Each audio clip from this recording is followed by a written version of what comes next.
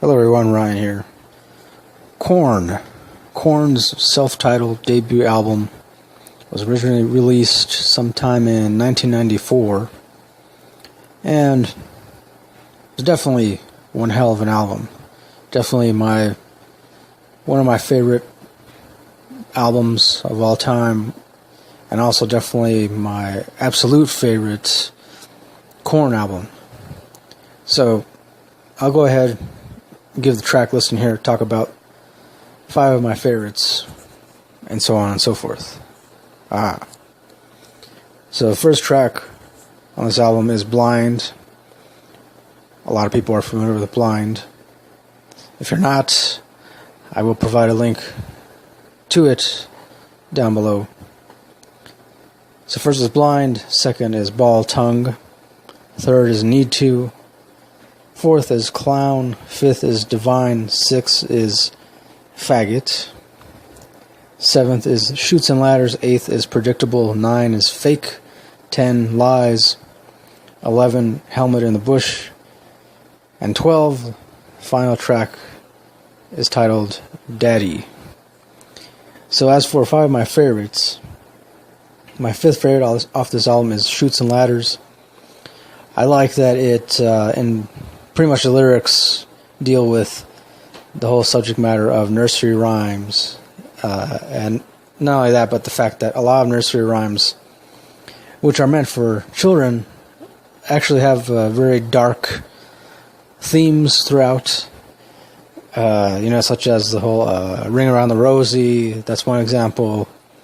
That was actually a song. I looked it up once before. That Ring Around the Rosie song was actually more about the fact that during a time when many children were succumbing to terrible disease, I want to say something like a plague, not Black Plague, obviously, but yeah. And then I also like the bagpipes, the use of the bagpipes in that song. Jonathan Davis, I know, of course, he uses bagpipes in a number of their songs. Not every single song that they've ever done, but enough of them. I also believe he's like part Scottish or something like that. As for my 4th favorite, that is Faggot. Of course, me personally, I don't necessarily... In fact, I'd say I've never used this word ever, except when talking about this song.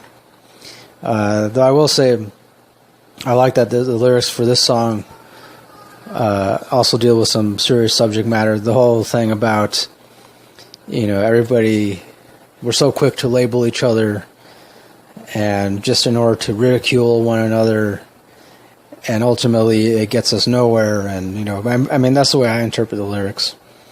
Of course, the guitar riffs are also pretty good throughout this song as well. My 3rd favorite is Clown. I don't really like the lyrics too much of this song, but I do like the guitar riffs, the drum beats. My 2nd favorite is Ball Tongue. I definitely like this song most, mostly because I like the one part where I believe it's during the chorus and the backup vocals utter something along the lines of Ball Tongue.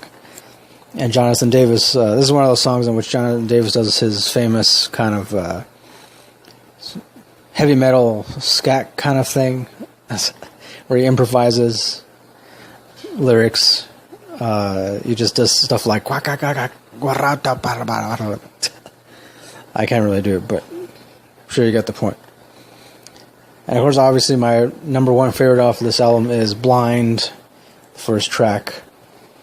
I remember the first time I heard this song, just the very beginning of it, I knew right away that some kind of awesome guitar riffage was going to happen, was going to follow. And yeah, I was right. I remember just being completely blown away the first time I heard this song, and I had it on repeat for the longest time. Of course, I didn't first hear this album sometime, I want to say 97 or 1998. I was still in middle school at the time, barely about to transition into high school. But yeah, this album it quickly became one of my favorites. I like the guitar work throughout this album. It's got a very raw, raunchy kind of sound, but it's not too raunchy. The drum beats, of course, provided by David Silveria, who's no longer with the band, but at that point in time, yeah, he definitely knew what he was doing as far as the drum beats were concerned. Also, the bass line, of course, for me, this is the first time I heard a heavy metal band that had a bassist that was just slapping the bass as hard as he could, and definitely awesome. Of course, I mean, Jonathan Davis, I wouldn't say that he's necessarily like one of the best singers ever, like in the entire rock community. But he's definitely really good. He's definitely really awesome. And he's also really good at writing some pretty meaningful lyrics, profound stuff, poetic stuff. I like that. Of course, Monkey and Head, the two guitarists, I like that they're one of the few musicians at the time that ended up playing in the drop A tuning. Now, of course, they weren't the first, but definitely one of the first, and also definitely one of the first bands that ended up popularizing the whole seriously down-tuned guitar thing. So yeah, ultimately, I give this album definitely 5 out of 5 metal horns all the way. And even though this album, it has rap elements, hip-hop elements, a little bit of jazz elements here and there, but also definitely a lot of hard rock elements, heavy metal, and also a lot of thrash metal elements here and there. And I like that. I only wish that they could have hung on to this kind of sound for a little bit longer. But hey, I don't know. Bands got to evolve eventually, I guess, you know. So yeah, again, 5 out of 5 metal horns for Korn's debut self-titled album. That'll do it for this album review. Thanks for watching. Don't forget to like, comment, subscribe, all that good stuff. Follow me on Twitter, Instagram. Links are down below. Check out my Facebook page. I post some awesome stuff on there. Really, seriously.